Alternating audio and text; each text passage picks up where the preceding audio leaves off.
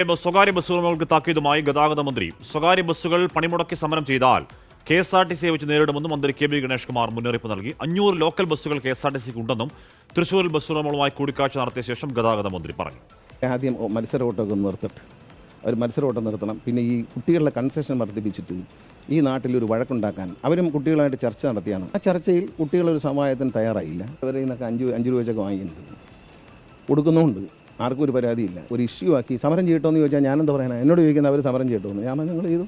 500 മുതൽ 600 ബസ് KSRTCയുടെ കയ്യിൽ local bus പണി ചെയ്ത് കുട്ടപ്പനാക്കിയിട്ടുണ്ട്. ഡീസൽ അടിക്കുക, ഡ്രൈവറെ വയ്ക്കുക, ഓടിക്കുക. ആ സമരം ചെയ്തോട്ടെ.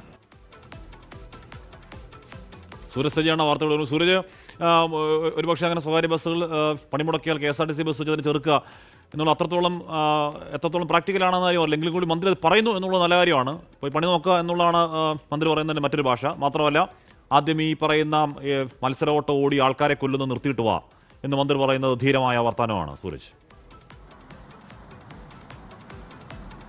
ഹാഷ്മി, ഒരു അസാധാരണമായ പ്രതികരണം തന്നെയാണ് ഈ ഗതാഗത മന്ത്രിയുടെ ഭാഗത്തു നിന്നുണ്ടായിരിക്കുന്നത്. സാധാരണഗതിയിൽ ഒരു സമരത്തേക്ക് ഈ KSRTC ബസ് ഇറക്കി നേരിടുമെന്നൊന്നും ഇങ്ങനെ ഗതാഗത മന്ത്രി വെല്ലുവിളിക്കാറില്ല. പക്ഷേ ഗണേഷ് കുമാർ കടുത്ത ഭാഷയിൽ തന്നെ ഈ ബസ് ഉടമകളുടെ വെല്ലുവിളി ഏറ്റെടുക്കുന്നുവെന്ന് മാത്രമല്ല, അതെങ്ങനെ നേരിടും എന്നുകൂടി പറയുകയാണ്. കാരണം ഈ KSRTCയുടെ നിരവധി ബസ്സുകൾ ഈ അറ്റകുറ്റപ്പണിയെ തുടർന്നൊക്കെ കട്ടപ്പുറത്തുണ്ടായിരുന്നു. അങ്ങനെയുള്ള 500 ബസ്സുകൾ താൻ പണിയിപ്പിച്ച് റെഡിയാക്കി തയ്യാറാക്കി വെച്ചിട്ടുണ്ട്.